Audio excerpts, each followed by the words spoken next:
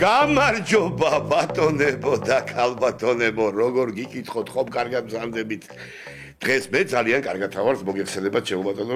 რომ საერთოდ ეხლა თქვენ რო ხვდებით, უკვე ამით კარგად ავარ ჩემო ბატონო. მე მინდა გითხრათ, რომ დღეს ავყავს ისეთი მშვენიერი, ისეთი არაჩვეულებრივი, ისეთი იმისთანაფა, აი როგორც ერთ კინოფილმშია ქართულში, სტუმარი რო რა გითხრათ რა. ეს გახლავთ ლიზა ბაგრატიონი ჩემო ბატონო. ლამაზი, უშენიერესი, უნიჭიერესი, არისტოკრატი. იგი. თავადი, ნუ რა გინდა, რეგალიებს ვერ დავამთავრებ, ჩამოვთვალო, ჩემო კარგო და ძალიან ბედნიერი ვარ. ლიზა, ჩემო კარგო, ჩემი სტუმარი ხარ და დიდი მადლობა და დიდი პატივია ჩემთან შენი სტუმრობა, ჩემო კარგო და ამით მინდა დავიწყო ჯერ ერთი რომ დაბადების დღე იყო შენი როგორც ვიცი. სულ ცოტა ხნის წინ. სულ ცოტა ხნის წინ, ჩემო კარგო და მინდა რომ აი ხა პირდაპირ ეთერში გადავუმალე ესეთი თაიგული როგორ მოახერხეთ ეგრო ვერ დავინახე. აუ ძალიან პირადად მიავარჩიე ჩემო კარგო რომ მოვდიოდი რომ გავიგერო დაბადების დღე გილოცავ. ძალიან გამახარე. უღრმესი იყავი ჯანმრთელი იყავი ბედნიერი. ამინ. ყველა ერთად. როგორ მაშინ დავიწყოთ როგორც ვიტყებთ ახლა ყველასთან. როგორ ვარ და აი გავხდით 15 წლის 3 წელი დამჭა სრულწლოვანებამდე. ხო და რაღაცაერად ვემზადები,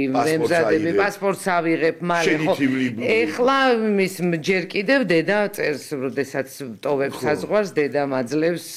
ესე იგი უფლებას რომ დამტოვოს საზღვარი და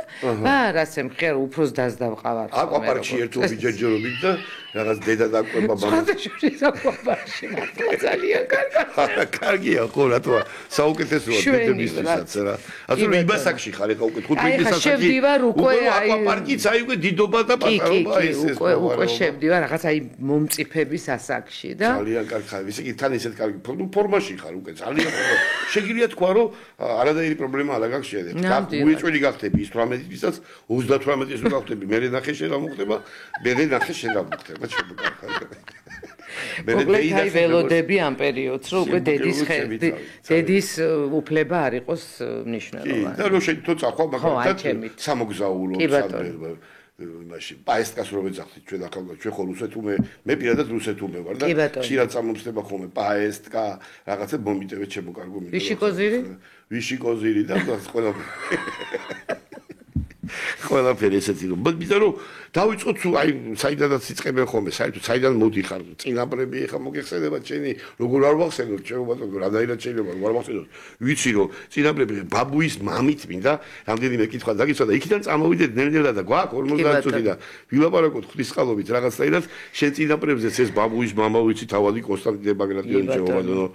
დიდი ბებია თავადი შვილი ჩემო ბატონო ბებია ჩემო ეცოდა ხოლმე რომ ოჯახის შვილი ესე გაგაცნობდა ადამიანს ოჯახის შვილი დედის მხრიდან თავადი ხალე მყავდა დედამ დივანი მყავდა პაოლოიაშვილი ჩემი ბიძა ხშირად მითქვია და ასე რომ დედის მხრიდან ეგ ვიცი რა ხდება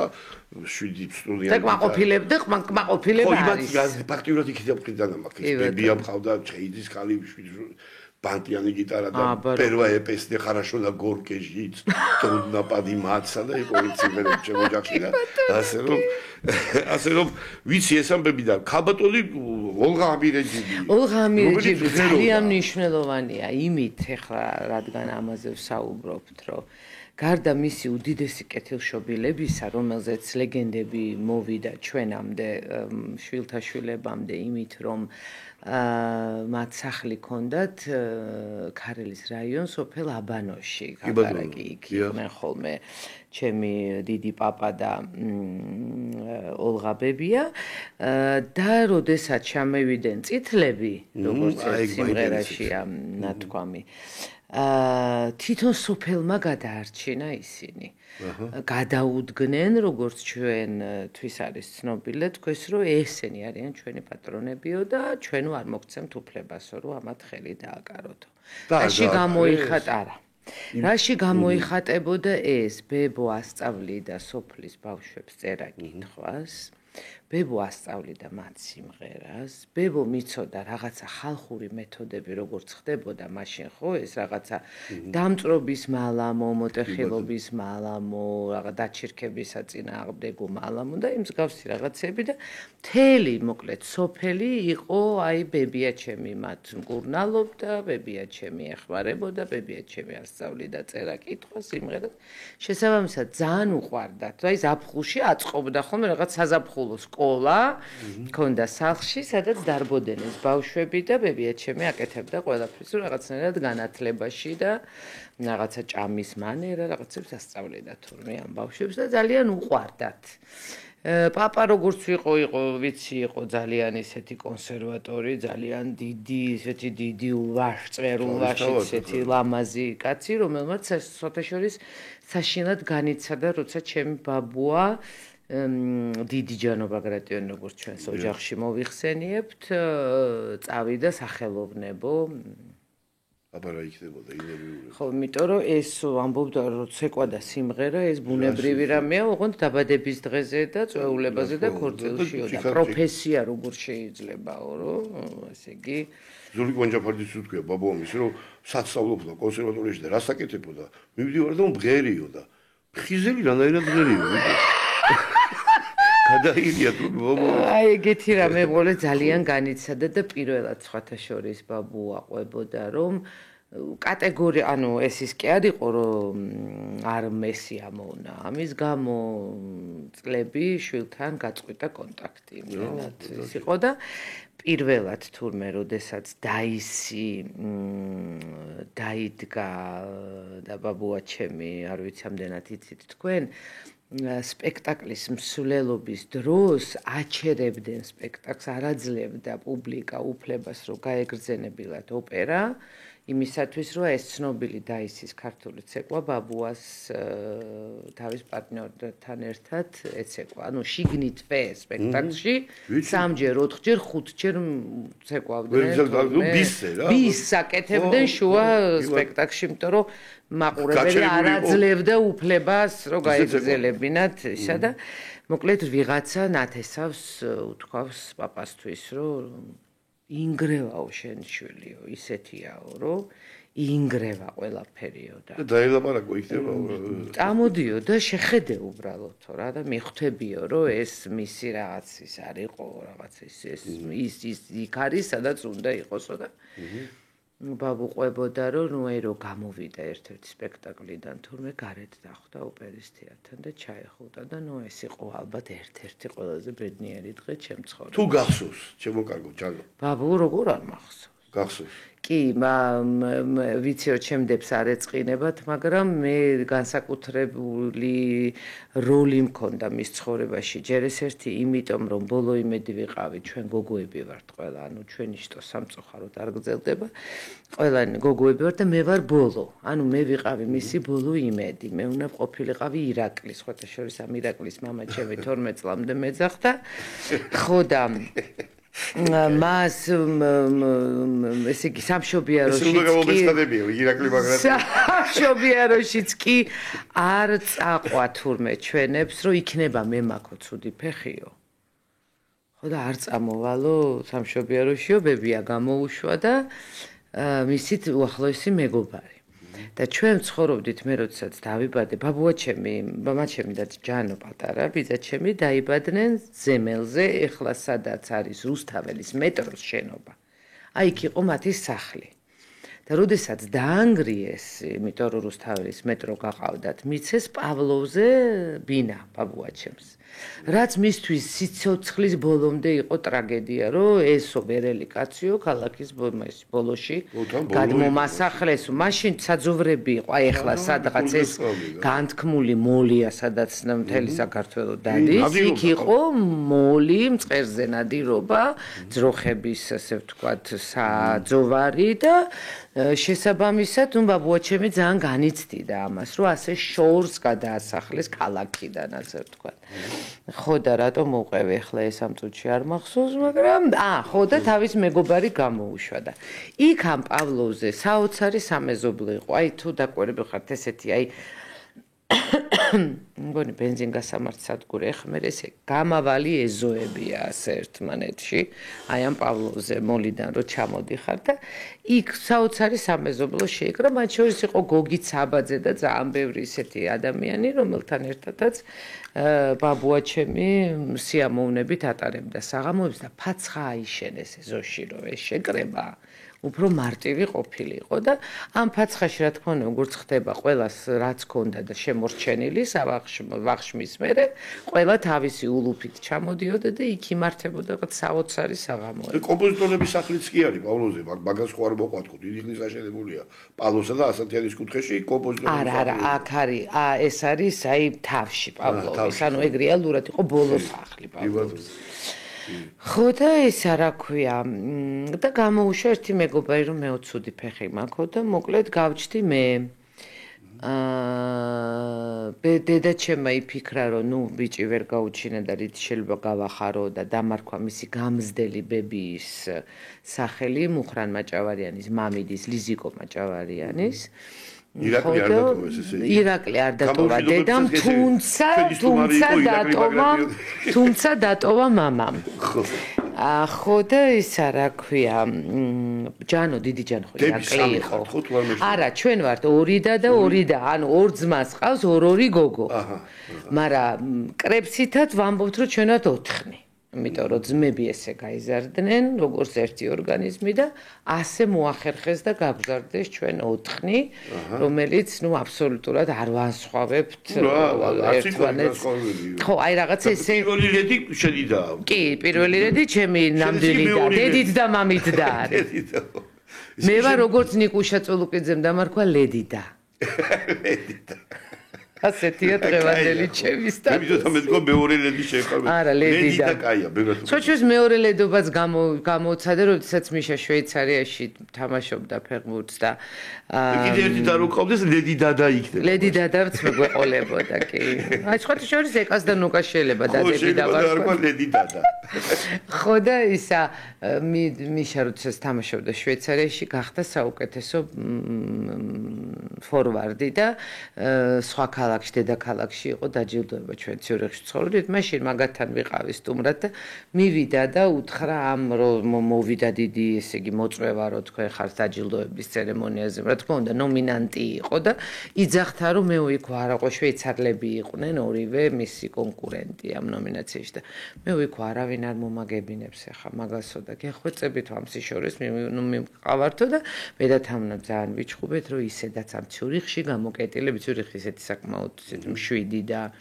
მოწესრიგებული ქალაქია და საერთოდ შვეიცარია. ხო და მოკლედ ძალიან ვთხოვეთ რომ წავიდეთ დაჯილდოებაზე გავერთობით, ჩავიცმევთ, გამოვიხედებით თვალში რაღაცა და მოკლედ ვერ გვითხრა უარი და მივიდა და უთხრა იქ რომ ცითრაო მეო ჩემ მეუღლესთან ერთად ვარ დაპატიჟებული, მაგრამ ცოლის და არისო ჩემთან სტუმრათო. და შეიძლებაო რომ კიდევ ერთი მოსაწვევიო თუ არის შესაძლებელი რომ ისიც წამოვიყვანო და ძალიან დაიბნენ, მაგრამ ნუ უთხრეს რომ კიო. რო ჩავედი ძალიან დაბნევით ძალიან დაიბნენ, იმიტომ რომ ცოლის და ყავთ ერთხელ ნანახი ქორწილში შვეიცარიაში და მეორეჯერ პანაშვიძე ან ერთის ან მეორის და ამიტომ ძალიან დაიბნენ რატო ვცხოვრობ მათთან ვერ გაიგეს და მოკლედ რომ ჩავედით ამ ბერნში და შევარდით რა თქმა უნდა ქართულად დაგვიანებულები უკვე ყველანი ისხდნენ დარბაზში რესეფშენი მიღება ყველაფერი დამთავრებული იყო და ჩვენ ბოლოები შევედით და ძალიან გველოდებოდნენ თურმე იმიტომ რომ მიშა იმარჯვებდა ეხა მაშინ ჩვენ ეგარ ვიცოდით მაგრამ ორგანიზატორებმა ხო იცოდნენ და რომ შევედით რომ კაველაშვილი ეს კომენი ყვირეს და არის და ამ რესეფშენზე რომ მივედით და 3-3 ის არის კონვერტი და ჩენილი ლანჩი ყველა შესულია და წერია ჰერკა ყაველაშვილი ფრაუ ყაველაშვილი აინ ფრაუ ყაველაშვილი ცვაი ანუ პირველი და მეორე ფრაუ ყაველაშვილი ანუ მეორე უკვე ვარ ანუ ეს მეორე ლედობა უკვე მაქვს განცდილი თავის დროზე ხო და რაც შეეხება ამბებია ჩემს რომ დავბრუნდეთ იქ საიდანაც დავიწყეთ რაც ჩემთვის ძალიან მნიშვნელოვანია არის ის რომ ის იყო პირველი ქალბატონი რომელიც ვინილის ფირფიტაზე ჩაიწერა საქართველოში ეს ვინი ჩემი ბებია ოღა აი ხა მინდოდა მეკითხა რა იქიდან წამოვედით სხვაგან გადავედით ხო და ესე იგი ჩანაწერი არსებობს აი უნდა არსებობს მაგრამ მოსმენა მისი არის შეუძლებელი სხვათა შორის მისი შვილიშვილი მოგეხსენებათ რომ ბუბაკი კაბიძეც იყო ისევე როგორც მამა ჩემი და ბიძა ჩემი და ბუბამ წაიღო კიდე ჩემი კლასელი კოტე ღვაბერიძე იქნებოდა აუცილებლად ცხრე რომელიც დავკარგეთ ცოტა ხნის წინ რას ლაპარაკობ რამდენი ხნის? 28-ში არის 40. რამდენი ხანი არ მინახია. საოცარი ბიჭი. ღმერთმა ერთ კლასში ვიყავით 24-ში. საოცარი ბიჭი და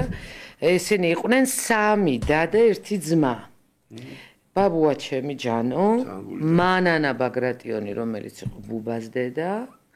ნატა ბაგრატიონი, რომელიც იყო აი შენი კლასელის კოტე პატას და ხათუნა ყვაბერიძეების დედა. მახსოვს კარგად. და მეოთხე და ნატას ცხოვრობდნენ. კი ბატონო, ეხლაც იქ ცხოვრობენ.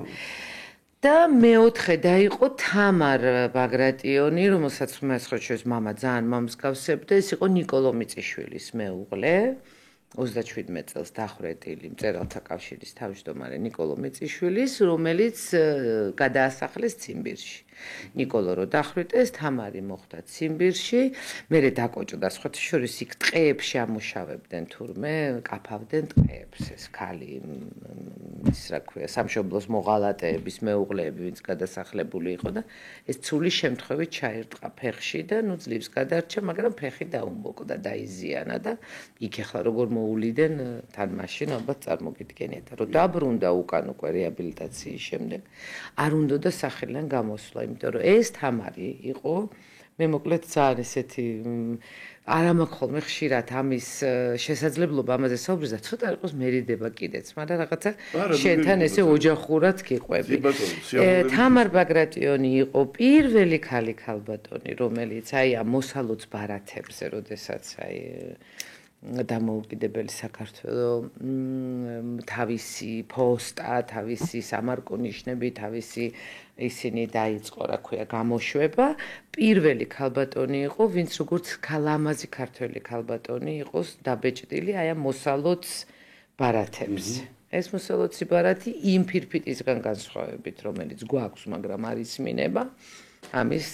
ხილვა კი შეიძლება კარგად და მოკლედ ეს თამარ ბაგრატიონი იყო როგორც სიმბოლო ლამაზი ქართველი ქალისა. აი ეს არის. და წავიღეთ ყველგან სადაც შეიძლებოდა ბუბამაც, მეც, მაგრამ ვერსად ვერ, ანუ იმდენად გაფუჭებულია, რომ მისი აღდგენა, აი რაღაცა გესმის ხმები, მაგრამ ეს ხმები არის აი ძალიან რო აჩქარებ მას და რო აკეთებს, აი დაახლოებით ესეთი, ანუ თვითონ სიმღერის გარჩევა და ხმის ტემბრის არის გამორიცხული, თუმცა ბუბას დედა მანანა გალობდა სიონის საკათედრო ტაძარში და ქონდა ძალიან სპეციფიური ესეთი რაღაცნაირი ვოკალი, ხმა, სხვა შორის არის აღბეჭდილი, საბედნიეროდ ერთადერთი ბუბასთან ერთად მღერის რაღაცა ფილმი გადაიღეს დოკუმენტური ბუბაზე და იქ აი სწორედ ოჯახში სუფრასთან მღერიან მამდედაშვილი ერთად და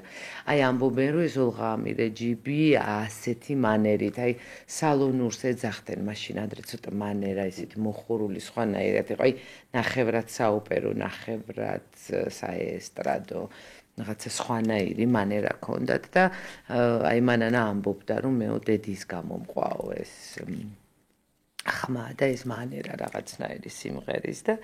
მოკლედ ასეთი იყო ჩემი ოჯახი რომელიც მოვიდა რა თქმა უნდა არ იყო არც პარტიის წევრი ბაბუ და ნუ თან ბაგრატიონი იყო და ძალიან ბევრი არასასიამოვნო მომენტი გამოიარა ცხოვრებაში, ბევრი შიმშილი, უმუშევრობა, თუმცა ძალიან ბევრი რაღაცის სათავეში იყო. ქართული ჯაზის, ის რომ თქვათ ცირკში მუსიკა იყო ცოცხალი, ესეც ბაბუაჩემის გაკეთებული იყო. ანუ ძალიან ბევრი რამე, რაც ბაბუაჩემმა აკეთა, არ ვივარგეთ მისმა წინაპრებმა და რაღაცნაირად არ მივხედეთ ამ ინფორმაციას, ამის დანატოვარს, ისედაც რაღაცნაირად ძალიან დაჩაგრული. სხვა შორის ძალიან უნდა და მამასა ჯანოსა ცეკვა რა თქმა უნდა და თითქმის ყველა ანსამბლის ხელმძღვანელი თუ მოცეკვავე თუ პატარა სკოლებში თუ უმაღლეს სასწავლებლებში თუ სადმე ცეკვა ისწავლებოდა ყველა ბაბუაჩემის ხელში იყო თითქმის გამოვლილი და სხვა შორის დაუვლია ყველასთვის და უთქვავს რომ გაბედოთ და ჩემი შვილები მიეღოთ ანსამბლშიო ძალიან დიდი პრობლემები გექნებათ ჩემთან, იმიტომ რომ იმდენად გამწარებული იყო თვითონ თავისი პროფესიის გამო და გვარის და ამ უპარტიობის, რომ უნდოდა რომ მის შვილებს რაღაცა ესეთი პროფესია ქონოდათ, სადაც სამსახურში წავიდოდნენ დილას და საღამოს მოვიდოდნენ და ოჯახში რაღაცა ხელფასს ყოველთვიურად მოიტანდნენ და შესაბამისად კატეგორიულად წინააღმდეგი იყო სახელოვნებო დარგში მათ თავისი შვილების ყოფნისა, თუმცა ბუბა როგორც თვითონვე ყვებოდა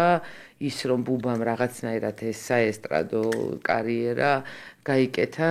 დიდწილად ბაბუაჩემის დამსახურება იყო, იმიტომ რომ რადგანაც ბუბამ არ მოიშალა და თან როგორც თვითონ ყვებოდა ძალიან ცუდად სწავლობდა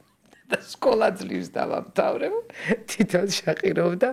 რადგანაც მამაჩემა რომ და ბაბებია ჩემს ისე ცხვენოდა ეს მანანა მისი დედა იძახდა რა სირცხვილიაო რაღაც ძაღლი ვიტყებს და როგორ მოწონს ხალხსო ამას სიმღერით რომ ბუბას ხო რაღაცნაირი ჩახლეჩილი ხმა ქონდა და მანანას ქონდა წიკ რაღაც საოცარი ბაბუაჩემი ხო რეალურად 3 წელი კონსერვატორიაში სწავლობდა ტენორი იყო და ნუ ძალიან დიდ მას მომავალს უწინასწარმეტყველებდნენ ჯანო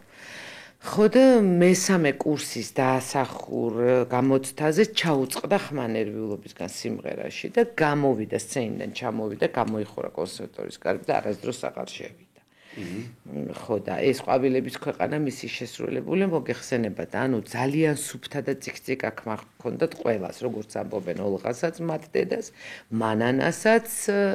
და ჯანოსაც და ამ დროს ეს როცა და ნუ იყვნენ ჭკუიდან გადადიოდნენ რომ ამ ხავილე ეს ძაღლის ყეფა როგორ შეიძლება ხალხს ტაში დაუკრა რა სირცხვილი არსად არ მოყვერო ჩემი შვილი ხარ და მოკლედ იყო მთელი ტრაგედია და მერე ნუ ძალიან პოპულარული გახდა და ბაბუაჩემი იყო ძალიან ამაყი რომ აი მორერაში მაგალითად ბაბუამ მიიყვანა ფილარმონიაში ბაბუამ მეორე ჩელენტანო იყო რა ხო და სულ ამბობდა ბუბა რომ არ მქონდა ოლამაზი ფეხსაცმელიო და ბაბუა ბიძაჩემის ფეხსაცმლით გამოვდიოდი სცენაზეო და მოკლედ რაღაცა ეგეთი ურთიერთობები იყო. შემაწუხა რა ქვია პროდიუსერმა რომ გადაცემაში ყავს მოწვეული ლიზა ბაგრატიონიო. შენ და მუსიკა, მაშინ თქვა ასე. აი შენ როგორ მიყვედი? არ იყო წინააღმდეგობები შენთან დაკავშირებით რომ რა გინდოდა ახალგაზრდა? იცი რა, იმდენად არასერიოზული იყო, ძალიან მინდოდა მსახიობობა და მამაჩემი იყო კატეგორიულად წინააღმდეგი, მეკეთი დოლიძე არის ჩვენი ნათესავი და მე ძალიან მაზალო ბავშვი ვიყავი და ძალიან ესე იგი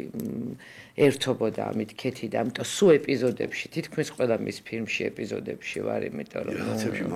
ხო რაღაც სანამწვი მაგადივლიდეს ვარ მატოხელა მონადირეში ვარ ბიცოლა ჩემი ტელევიზიაში მუშაობდა და ყველა არტისტობა ისე ძალიან და ყველა დოკუმენტურ ფილმში არა კატეგორიულად მამაჩემა მითხრა თავიდან მაგაზე მანერვიულეო სცენაზეც მე საერთოდ ნიჭი ერთ აწლედი მაქვს დამთავრებული მუსიკალური პიანისტი ვიყავი წინა ცხოვრებაში და რაღაცა ყველას ეგონა რომ მაინც ამ ხაზით წავალ თუმცა აი საესტრადო სიმღერა და ის რომ მე ვიმღერებდი და რაღაცა ამაზე არ არის იცი და კონსერვატორია აი არანაირი ტექნიკური და რაღაც არაფერი ვიცოდი ორი რამ დაკვრა სიმღერა და ინგლისური რუსული და ქართული ნუ ცოტა ისტორიაც აი ჰუმანიტარული საგნები მხოლოდ მე სულ მაგას ვამბობ უნდა ვაღიარო დღესაც თქვენთან რომ მე რო ალბათ აწლეთში არ მესწავლა ესეთი პედაგოგები არ მყოლოდა და შევთანხმდით რომ საბჭოთა სისტემაში არ მესწავლა მე თქო ალბათ საშუალო დიპლომის ატესტატი არ მექნებოდა საშუალო განათლების, იმიტომ რომ ნუ ფიზიკა, ქიმია, გეომეტრია, ალგებრა ისე დავამთავრე სკოლა, რომ ჩემი დამრიგებელი იყო ნელი ჯაფარიძე აცხონოს ღმერთმა საოცარი ქალი, ფიზიკის გამოცდასაც, ქიმიის გამოცდასაც, გეომეტრია, ალგებრას ჩემ მაგივრად ავარებდა ის, იმიტომ რომ ნუ წარმოუდგენელი. მამაჩემა, ბებიაჩემი ინჟინერი იყო, მამაჩემი ასევე მათემატიკური ტვინი ქონდა ისეთ რომ სანამ მე კალკულატორით რაღაცას გამოთვლიდი ის თვალს ხუჭავდა ეს ჩემ და საქმეს სხვათა შორის მისი აი ეს რაღაც ტექნიკური საგნებისადმი და საერთოდ ტელევიზორს ჩემი და დაშლის და დატოვებს ნახევარ დეტალებს გარეთ და უკეთესად აჩვენებს ვიდრე იმ დეტალებით აჩვენებდა აი რაღაცა ესეთი პროგრამისტია თან ჩემი და პროფესიით ინფორმატიკა სასწავლი და სხვათა შორის მესადაც ვსწავლობდი და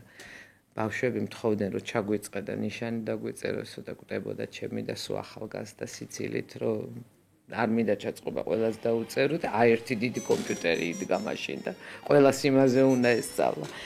და ჯემალ სეფიაშვილის შვილიც ისანა და მე ვარ ბავშვობის მეგობრები, ბაღში ერთად დავდიოდით, ბაღის მეგობრები და შესაბამისად სახლში ჯემალი ან რაღაცას რო დაწერდა, ან სტუმრები რო ვიკრიბებოდით ბავშვები რო იყო დაждდებოდა ჯემალი გვამღერებდა ყველას და უკვე რო გავცხოთი შორის და სიმღერებს რო წერდა დამეძახებდა ხოლმე, მოდი ერთ წუთი უცებ გასწავლე ამ სიმღერას და მიმღერე. აი, იმისათვის, რომ როგორც მსმენელს მოესმინა, რას აკეთებდა, მე მომღერებდა ხოლმე, მასწავლიდა სიმღერებს, რომ რაღაცნაირ, აბა მოგწონს, აბა კარგად იმღერება, ხო? და თვითონაც ესე და რო გადაწყვიტა ეს რაღაცა დიდი საღამო, აი დიდი პირველი საავტორო საღამო, მითხრა რომ შენო მთელი ცხოვრება ჩემს სახლში მღერიო და მინდაო რომ სცენაზე გაგიყვანო. მანამდე არ შეიძლება რომ არ თქვა რომ იყო გულანშარო თუ არ გახსოვთ, ანუ თუ არ დადიოდი შენ. კლუბი ვარანცოვზე გულანშარო, ეკა კონტრიძე ჩვენი მეგობარი რაღაცა. და მერაბ თევზაძე, ხაჩიკა კაკირამიშვილი თავგასა, აი ეს რაღაცა მარიკა წეროძე, კაკირამიშვილი, აი ეს ხალხი შეყრებავდა ეკა და რაღაცნაირ ისეთ საღამოებს აწყობდა. მარინა ბერიძეს ქონდა რაღაც ქალთა კლუბი, რომელიც შერატონში აკეთებდა პატარა საღამოებს და იქაც მე და მაია ლალიაშვილი, მის ქალიშვილი ვარ ბავშვობის უახლოესი მეგობრები და ასევე სახლში ზურიკოსთან და მასთან მღეროდი სულ და იქაც მომღერებდა რომ რაღაცნაირად გართობა იყო რაღაც მომენტამდე და აი ჯემალმა რომ მომღერა არა სხვათა შორის მანამდე იყო ასევე ერთჯერადად როდესაც გაუშვით მომიჯებო ერთი აი პირველი სიმღერა ეს იყო ხო აი პირველი რომელმაც სცენაზე დამტოვა რეალურად იმიტომ რომ ეს ჩემი და მამუკას დუეტი იმდენად პოპულარული გახდა რომ ყველგან გვეპატიჟებოდნენ ამ კონცერტზე იმ კონცერტზე ასეთ კონცერტზე ისეთ კონცერტზე გადაცემებში და რეალურად თუ შეიძლება ითქვას რომ მანამდეც კი უმღეროდი მაგრამ ეს ყველაფერი იყო ერთჯერადი აქცია აი ამ სიმღერამ რაღაცნაირად სცენაზე დამტოვა იმიტომ რომ იმდენჯერ მომღერეს ეს მე მარიკო კვალიაშვილის საღამო იყო და ჩემი სიმღერაც იმღერე მე მაცაცოსების კვერამძე და მიძე რაღაცა რომ აი კაი მე დუეტი ხარ და იქნებ იმასთან თემურთა თარაშვილთან ერთად ჩემი სიმღერო გარზაფხული სურნელება მე ასე ისე და მოვიხედე და აღმოჩნდა რომ ვარ მომღერალი თუმცა მე რაღაცნაირად არ ველოდი ამას ხო და ერთი შესრულება არ კიდე აუცილებლად ასაღნიშნი ჯანოს ბიძაჩემ ჯანოზე გადაცემას აკეთებდნენ და იქ ვიმღერე შიში გურამ ბზვანელის დუეტი სიმღერა რომელიც მან თავის თანაკურსელთან ერთად გპ-ის ჯაზის ორკესტრთან ერთად იმღერა ანუ პრემიერა რეალურად ჯანოს მიერ იყო შესრულებული და ამიტომ თქვა რომ მოდიო რადგან ეს რაღაც ისეთი თბილი გადაცემა იყო ჯანოზე რომ აი ოჯახშიც დიშვილთან ერთად მღერის ჩავწერეთ ეს სიმღერა ამ ჩანაწერის მე ძალიან მალე ფილარმონიაში გაიმართა ბატონ გურამ ბზვანელის საღამო სადაც მისი ქალიშვილის თამარ ბზვანელის დაჟინებული ხო გურამს უთხრა რომ ძალიან თბილი იქნებაო ბიძა და ძმისშვილი შესრულებაო ამ შენი შიშისო და იქნებ გავაკეთოთო და გურამმა უთხრა რომ გოგიდოლიძე და ეკა მამალაძე ასრულებენო ეხლა თანამედროვე დროში გუგუიმ და ეკამ ჩაწერეს ეს სიმღერა და ნუ რანაირადო და მოდიო რაღაცნაირად რადგან ცოცხალი ისევ გპ-ის ორკესტრი ესე ვთქვათ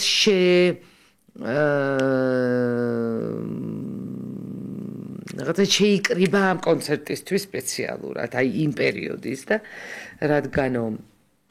ასეთი თბილი საღამოა მოდიო ერთი ნაწილიო ლიზას და ჯანოს მომღეროთ ერთი ნაწილი გოგის და ეკასა და ძალიან ესეთი ორიგინალური ამბავი იქნება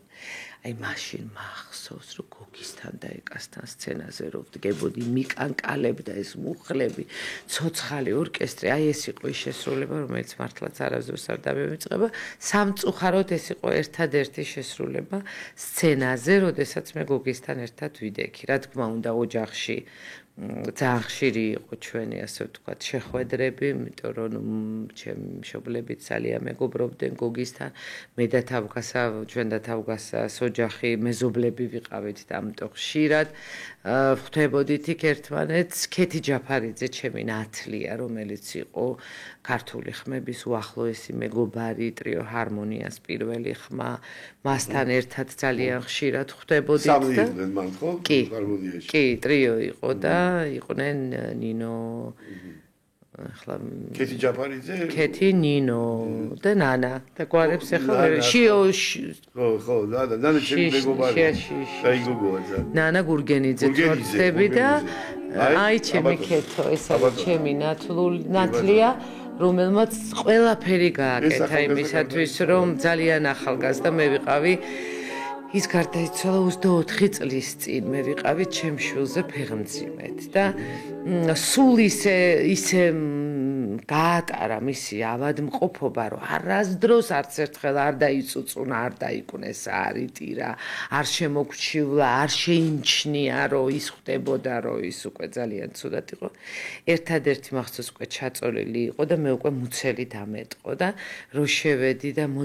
მოდი ნათლი მომაფერებინე მუცელზეო და მუცელზე ხელი რომ მომისვა აი ერთადერთხელ წამოცვევდა ცრემლები რომ ნუ თუ ისე უნდა გაჩნდეს შენი შვილი რომ მე შენი შვილი ხელში ვერ დავიჭირო აი ეს იყო ერთადერთი და მე აი რაღაცა ბეჭედი მომიტანა დედუ ისაო ოქრომჭედელთა რაღაცის გადასაკეთებლად მივედიო და იქ გოგოს ჰქონდაო ესეთი ბეჭედი შეკვეთილი და ისე მომეწონაო რომ ვიქე ჩემ ლიზასაც გაუკეთებ ანუ რეალურად მე ხო ხვდებოდი რომ მან ეს ბეჭედი მომიტანა იმიტომ რომ მე მისგან სამახსოვროდ მქონოდა ბეჭედი მაგრამ ეს არც ერთი წუთით არ თქვა რომ არ დავემძიმებინეთ რომ არ ვითომ არ შეემჩნია რომ იცოდა რომ ის მიდიოდა ამ ქვეყნიდან რაღაც საოცარი ქალი იყო რომელმაც მასწავლა ძალიან ბევრი რამ, თანადგომა, გვერდში დგომა, სიმღერა, დააკვრა სიმღერების ის მარჩევინებდა, დავყავდი სულ ტელევიზიაში, სულ გვერდში ვყავდი ელისო ვირსალაძის ფესტივალები, რომელიც იმართებოდა თელავში. მე და კეთი აუცილებლად მომკიდებდა ხელს და წამიყვანდა და დამასწრებდა საოცარ კონცერტებს, სპექტაკლებზე, აი ხო შეეძლო რაღაც აი საოცარი თქვა ლენკომი მახსოვს რომ წამიყვანა აბდულოვი გამაცნო ეს იყო რაღაცა იმხელა ამბავი ჩემთვის და აი ეს საოცარი სპექტაკლები ხო შეეძლო ვიღაცა დიდთან ერთად წასულიყო არა მე წამიყვანდა ხო მე წამიყვანდა აუცილებლად რომ ვეზიარებინა აი ყველა შემოქმედებით საღამოზე ისინი სადაც მღეროდნენ მომკიდებდა ხელს და ყველგან დამათრევდა მაშინ ასე ვეძახდი და ახლა ვხვდები რამხელა ძალა რამხელა ძალა მოაქვს და ხანდახან რამდენჯერ ყოფილა რომ მეზარებოდა და ისა რომ აი რაღაცა სადღაც კონცერტზე ისა ხო და დუეტები გიმღერია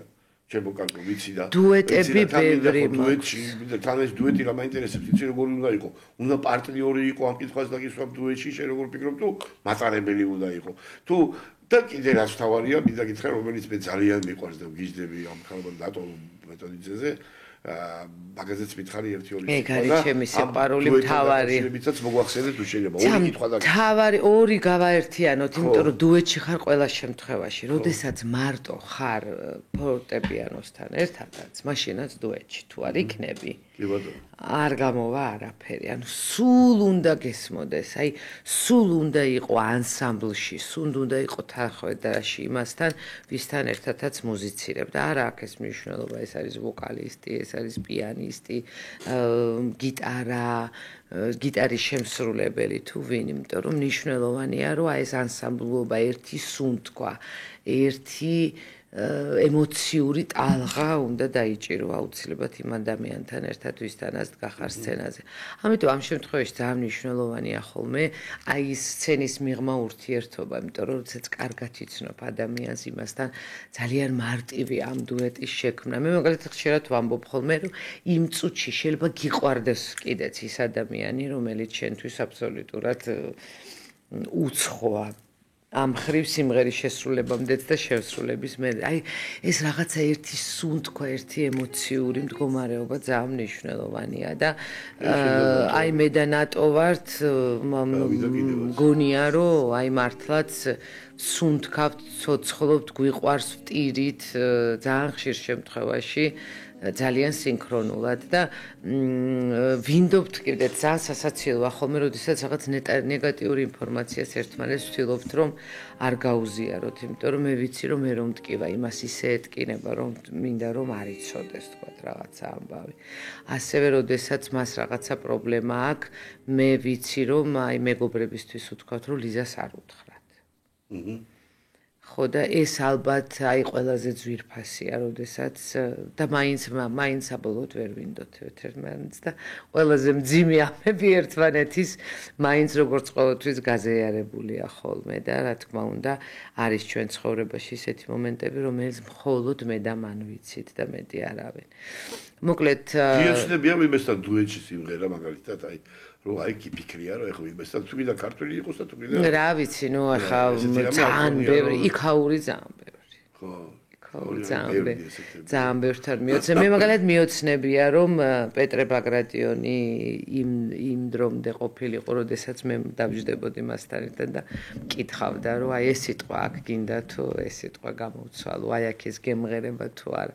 მურის ფოცხიშვილი იქნებოდა ასევე ჩემი საოცნებო ავტორი რომელთან ერთადაც აი ჩემთვის სიტყვას ძალიან დიდი მნიშვნელობა აქვს და ხშირ შემთხვევაში მე ვარჩევ სიმღერას ერთ-ერთი ყველაზე მნიშვნელოვანი მომენტია რომ სიტყვა უნდა მემღერებოდეს ჩემთვის სიტყვას ძალიან დიდი მნიშვნელობა აქვს ხანდახან არის მელოდია ლამაზი მაგრამ ვერ აი რაღაცნაირად თუ არის საშუალება რომ გადავაკეთებ ხოლმე თუ არა და საერთოდ ვერ ვკიდებ ხელს იმიტომ რომ არის რაღაცები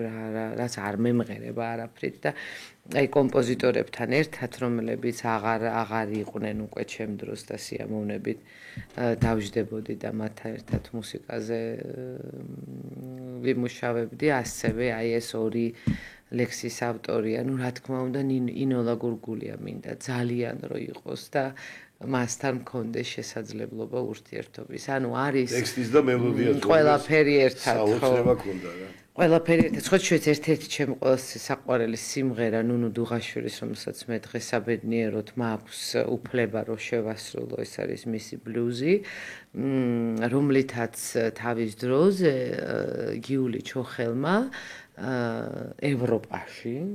სოციალისტურ პოლონეთში საერთაშორისო ჯაზ ფესტივალის გრან-პრი მოიპოვა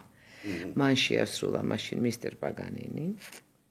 და შეასრულა ინონო დუღაშვილის ეს სიმღერა ბლუზი, რომლის ლექსის ავტორიც არის ინოლა გურგულია. და საოცრად აი მღერი და აი ამ მდგომარეობას ხედავ შეყვარებული ადამიანისა, რომელსაც ცალმხრივად აქვს ეს გრძნობა და აი რაღაცა აი მღერი და აი პირდაპირ აი ეს მდგომარეობა, როდესაც ადამიანი თან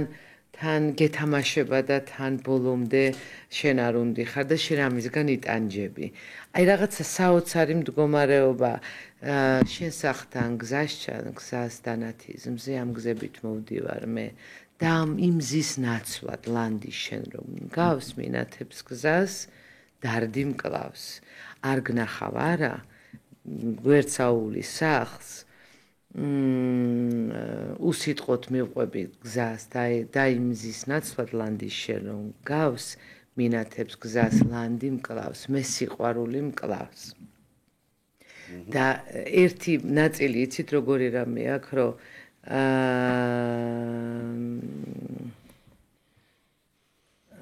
მოიცადეთ ეს ყველაზე მნიშვნელოვანი ადგილი ხა თუ არ მღერი ვერ მეხსენე გავიხსენებ. იმიტომ რომ მთელი სიმღერა მომიწევს რომ ვიმღერო, არის ესეთი რამ ხო რომ მივიდე იქამდე. გასაგებია. რა მაინტერესებს ახლა დღესდღეობით რა ხდება? სანამ გაიხსენე და თუ არ გაიხსენებ შენ კარგად იყავი. არა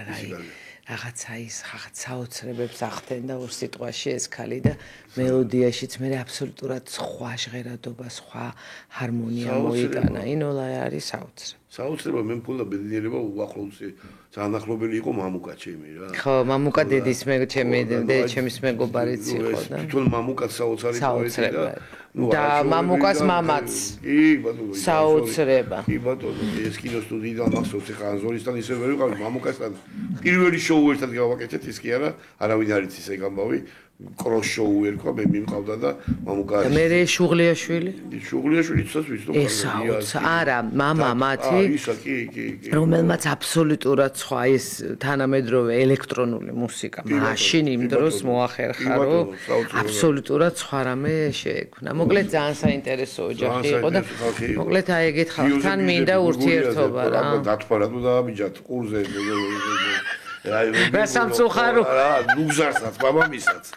და ინოლა აქეთ და იქით ნუგზარ გურგურულია ბიჭო ეგეთი ჩაის ვაკაცია ხა გიოცა ეხლა ძალიან სამწუხაროა ნამდვილად გავიჟდებოდი მეც ეგეთი რამე არ გამიგია ნუ ცოტა ხომ აინც რაღაცა რო ეძახი არის რო ეძახი მაგასო ეხლა რამე მოხდება ახალი ჩემ ეხლა რამე ამ წუთში რაღაც არა ესეთი არაფერი არ ხდება ძალიან მაგარი პროექტით მოვიარეთ საქართველოს მუსიკალური ზაფხული ვიარეთ რეგიონებში, სხვადასხვა ქალაქებში და ძალიან მნიშვნელოვანი იყო, რომ ეს იყო სიმფონიური ორკესტრთან მაესტრო ნიკოლოზ ნიკვაშვილთან ერთად, სხვა ჟღერადობა, სხვა მუსიკა, სხვა შემსრულებლები ნახა რეგიონებმა და ძალიან მიხარია, რომ აი რაღაცა სხვა მასშტაბის კონცერტები გავმართეთ იმ საოცარ მსმენელთან, რომელიც სულ გველოდება, სულ. იყო კლასიკური მუსიკაც, იყო საავტორო სიმღერაც, იყო საოპერო ჟანრის არაჩვეულებრივი წარმომადგენლები ჩვენთან ერთად კოტიკო ყიფიანი იყო ანსამბლები ძალიან მნიშვნელოვანი იყო ერთი წამყვანი იყო თქვათ ცნობილი მანიკა ასათიანი მიყავდა და აუცილებლად იქაური იმ ქალაქის მსახიობი ან ცნობილი შემსრულებელი აი ეს ხდებოდა აი ამ ივლისის განმავლობაში ივნისის ბოლო და ივლისი მთლიანად აი ესე ვიარეთ სხვადასხვა შემსრულებლებმა სხვადასხვა ქალაქებში და არა ეს იყო კულტურის სამინისტროს პროექტი რომელიც მუსიკალური ხელმძღვანელი იყო მაესტრო ნიკოლოზ ნიკვაშვილი რეჟისორი იყო ბაკურ ბაკურაძე და აი საოცარი დღესასწაულები მოგვიწყო ჩვენ შემსრულებლებსაც და რაც თავარია იმ რეგიონის მასპინძლებს თუ სტუმრებს ამ ქალაქებისა სადაც ჩვენ ვიდეოს მეგონი იმიტომ მაგ პერიოდში იყო ეს ხალხური არა დავამთავრეთ უკვე იმში ამასობაში ნუ ხალხური იყო საერთოდ ცალკე თემა რომლისგან ისეთი ბედნიერი ვარ ამ პროექტით რომ აი მეტი არ შეიძლება მართლა რაღაცა მგონია რომ საოცრება გაკეთდა პირველ არხზე და ეს გაგრძელდება რა თქმა უნდა და უკვე ბიჭები იყვნენ ჩვენი არაჩვეულებრივი შემსრულებლები გამარჯვებულებიც კი არ მიტრიალდება ხანდახან ენა რო ვთქვა იმიტომ რომ ფინალი იყო ისეთი და საერთოდ პროექტი იყო ისეთი, რომ იქ მართლა ყველა გამარჯვებული და პირველ რიგში გამარჯვებულები ვართ ჩვენ. რომ კიდევ ერთხელ დავწმუნდით, რომ ისეთი ცივილიზაციის და ისეთი კულტურული მემკვიდრეობის შვილები ვართ, რომ ნუ აუცილებლად უნდა გადავრჩეთ რა. კიდე მაინტერესებს ერთი კითხვა მაქვს და მალე უნდა დავამთავროთ, მიკრო როგორ გაგვექცა რამდენს ვლაპარაკობ, რომ კარგია, კარგად ვლაპარაკობ, ძალიან საინტერესოა, ამიტომ არც ჩამითვლია, რომ რამეში გადაწყვეტილ, იმიტომ რომ რაღაცა სულ რაღაც ერთი 5 წუთი დაგჭა და როგორ მომღერალს ნუ კაი ყრორო არ უნდა იყოს და ეძახი უნდა ესმოდეს და სპენა უნდა კონდეს და კმა უნდა კონდეს გარდა ამისა კიდე რამე უნდა კონდეს მე რა ვიცი ძალიან ამაყობენ ხოლმე რომ არ აქვს კულტურისა მუსიკალური განათლება მე ვთვლი რომ ძალიან გეხმარება რა თქმა უნდა არის ფენომენალური ნიჭის ადამიანები რომლებიც ნოტის კითხვაც კი არ იციან მაგრამ საოცრად უკრავენ საოცრად მღერიან ამიტომ ეს არის ხო ეს არის რაღაცა განსაკუთრებული მაგრამ როდესაც სტანდარტული მუსიკოსი ხარ და შემსრულებელი როგორც მე ვარ მე ძალიან მეხმარება მუსიკალური განათლება. ძალიან მეხმარება ის, რაზეც ვილაპარაკე, ჩემ ნათლიასთან დაკავშირებით და დედაჩემიც ასეთი იყო. დავყავდი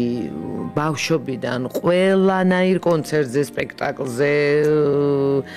მაკითხებდა წიგნებს, დავყავდი გამოფენებზე, აი სხვა ქალაქშიც კი წაუყვანიო, იმიტომ რომ მოგეხსენებათ, მაშინ ახლა ჩვენთან არ ჩამოდიოდა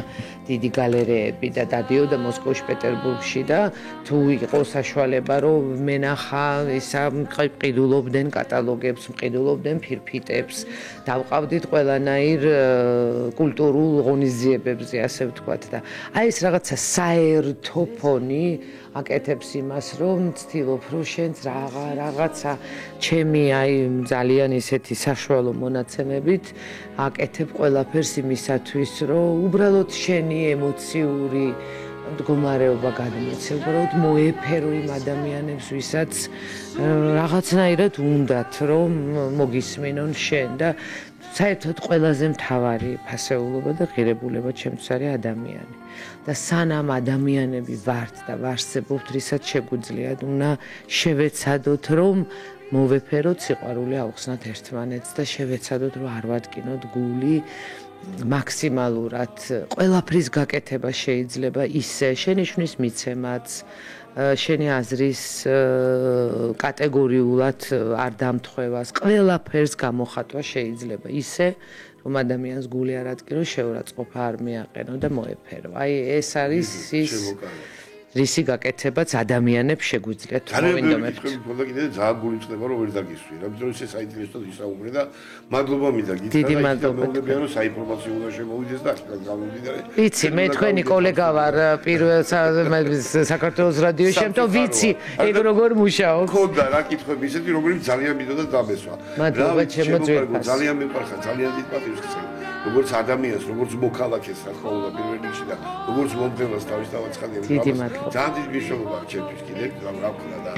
კიდევ ერთხელ დიდი მადლობა ასეთი გახარების და მოწვევისთვის. მადლობა ჩვენს მსმენელს, მოგონო ჩვენ გემშვიდობის მომავალ ქუჩაბათამდე და მინდა გითხრათ რომ დარჩით ჩვენთან, მომიგვატოთ და მომავალ ქუჩაბათს დავიბრუნდებით 98 და 5-ია ჩვენ. ეს არის სივრცე ჩემო რადიო სივრცე და არის ჯაპანას პაპანაკება. მომავალ შეხვედრამდე რამდენი შემოგაგებო და გემშვიდობებით ლიზას და ნატოს სიმღერით გავალთ ეთერიდან. ვაუ!